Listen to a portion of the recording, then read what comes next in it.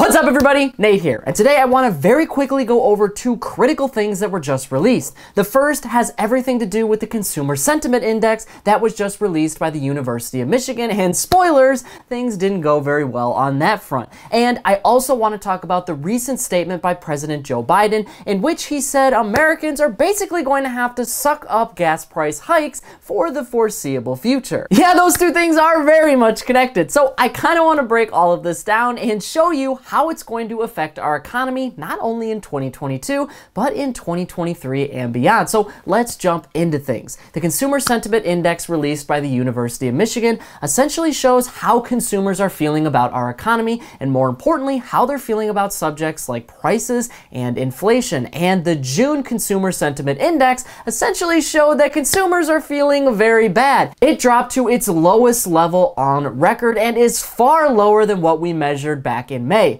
Now, what that means is that consumers aren't really feeling great about our economy because of inflation. And this was a survey taken across all sorts of income levels and all sorts of things. So pretty much everywhere throughout the country, Americans are feeling really bad about our economy. More specifically, 79% of consumers feel really bad about businesses, and they have a bad feeling that businesses are going to have a really hard time in 2022 and in 2023. In addition, nearly half, 47% of all of the consumers on this survey said that inflation has a lot to do with why they're feeling such a hardship in 2022. Now, why the Consumer Sentiment Index is really important is because businesses have to perceive demand in our economy in order to produce goods and services. If demand is perceived really low, then businesses are not going to make as many products, and that means they're not going to have as many things on the shelves. Consumers won't be able to buy as much, and right now consumers don't want to buy as much. So that kind of hurts businesses' ability to make sales, which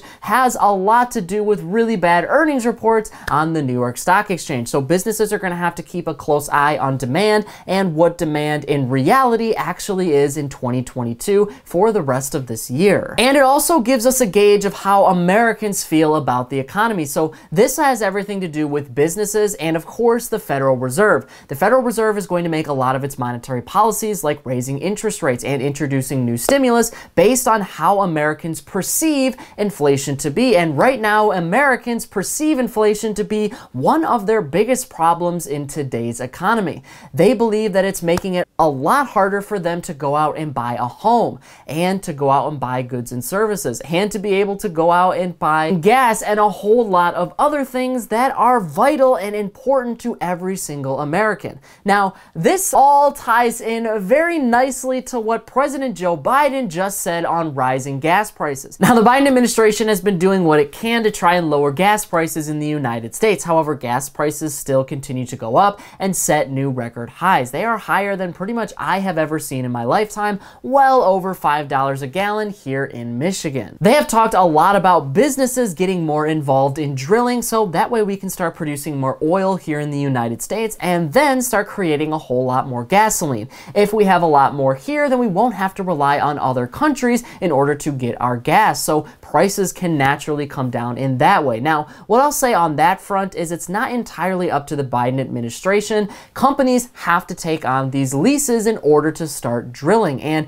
that is a process that can sometimes take years. Things are sort of being expedited now in 2022, but it's going to take a very long time, and a lot of other nations like OPEC are starting to produce a lot more oil, so hopefully gas prices can come down because of that. However, President Joe Biden had some really terrible timing today because he said that Americans basically need to deal with the rising gas prices until the war between Russia and Ukraine is over. Basically, one of the reasons why we have such high gas prices in the United States right now is because there is an oil embargo from Russia. The United States is not allowing any Russian gasoline to come into the country, which comprises around 5 to maybe 10% of all of the oil that the United States uses. So So we are now allocating a lot more from a lot of other places, and that can be really expensive. Not only that, but all of those other countries have to start producing more. Demand is really high because of the pandemic slowly disappearing in the United States. So yeah, gasoline prices have continued to go up at record paces. Biden basically said that gas prices at this level will probably continue to go up for as long as it takes.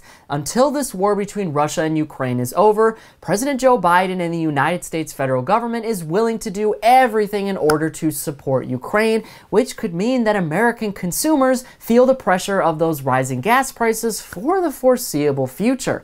That can be a massive problem because we also have some serious issues with consumer spending and, of course, inflation in our economy. The Consumer Price Index in the United States measures how inflation is changing month over month. Basically, it takes a basket of all goods and services and shows you, is the price going up for all goods and services, or is the price going down? And lately, the price for everything has gone up to hit over 40-year highs. The three biggest parts of all of the Consumer Price Index, which comprise over half of it, are food, energy, and housing. Food prices have gone way up by almost 10% month over month, every month since 2020 has started, and gasoline prices are up over 100%, doubling from what we saw this time last year. And not to mention, housing is crazy up as it's getting a lot more expensive to provide energy for your houses, and taxes and insurance for housing is going up as well. In addition, goods and services and things that you need to have in a case of an emergency are also starting to go up for everyday homeowners. So it's getting expensive to own a home, it's getting expensive to provide the energy for that home, and then it's getting expensive to live because basic goods and services are also getting crazy expensive in the United States. So this is really bad timing by President Joe Biden, saying that gas prices are going to continue to go up on the same day that the Consumer Sentiment Index comes out and shows consumers are tired of rising prices. Biden believes that gas prices can come down in the United States. He said he's organized a commission to try to work on security measures that will bring down gas prices in the United States. But he is right in saying that this war between Russia and Ukraine is causing a lot of the food and energy issues that we're facing not only in the United States, but globally. I mean, when it comes to the gasoline problem specifically, well, the United States is in a really bad position because long term, we want to focus on renewable energy. We want to focus on solar, and we want to focus on battery-powered cars and wind energy and hydroelectric energy, all of those things that make our world a lot more sustainable. But at the same time, we're not quite there to fully relying on those things just yet, so we still need things like oil and gasoline. But it's not really a solution to cause all of this drilling right now, because when the war between Russia and Ukraine ends, when demand starts to come down, well, now you have all of this drilling, all of this money being poured into it with not a whole lot of demand, especially since major businesses are starting to switch over. So I do understand the administration's ideology when it comes to gas and why they haven't really pushed for it until this point. It's a tough situation all around though, because some way, somehow, gasoline prices need to come down in the United States. Americans are spending just way too much of their income on gas right now, whether it be for travel or just getting to work every single day.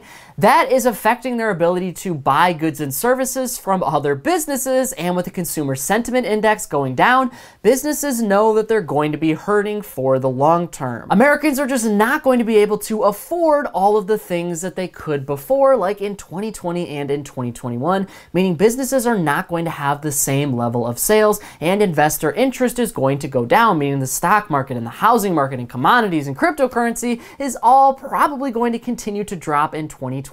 All of this is in the process of being relieved by the Federal Reserve, but the Federal Reserve doesn't really have a lot of control at this point. They are starting to raise their interest rates, which brings down demand in our economy for things like mortgages and auto loans and credit card spending. But at the end of the day, Americans are not spending their money on a lot of those things because all of those things are already unreachable because Americans don't have the income or the wages or the salaries in order to buy them in the first place. So demand is basically getting sucked out out, and the only thing it's hurting is the commodities market and the stock market and cryptocurrency. Now you have a situation where Americans are not buying all of the same things, and businesses are not getting liquidity either. So that is going to be a serious problem for our economy going forward. And it shows that even though the Federal Reserve is doing what it can to lower inflation in our economy, it might not actually work, because a lot of this inflation and a lot of the inflationary pressure that Americans are feeling comes from food and energy costs essentially going up and being perpetuated by China lockdowns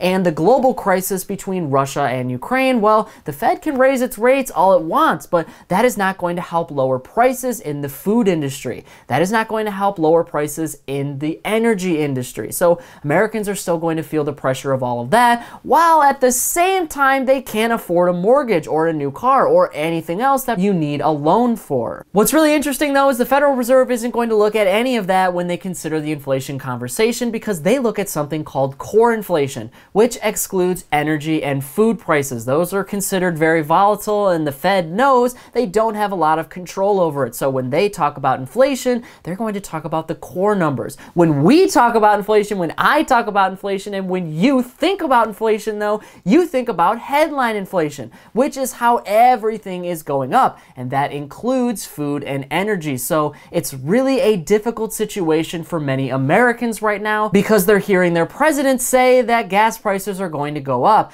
and they believe that inflation and all of these problems are going to be here for a very long time. Because inflation in general, the inflation that affects everybody, is probably going to be here for a very long time. So it's really easy to understand why the consumer sentiment index actually dropped to its lowest point on record. So I'll keep an eye on all of this, and I'll give you more updates as they come through. But right now, this is a really bad spot for our economy as a whole. But now I want to hear from you on this issue. What do you think about President Joe Biden essentially saying gas prices are going to stay high or get even higher for as long as it takes until the war between Russia and Ukraine ends? Do you think that's a good idea, or do you think that is a terrible idea for the American economy?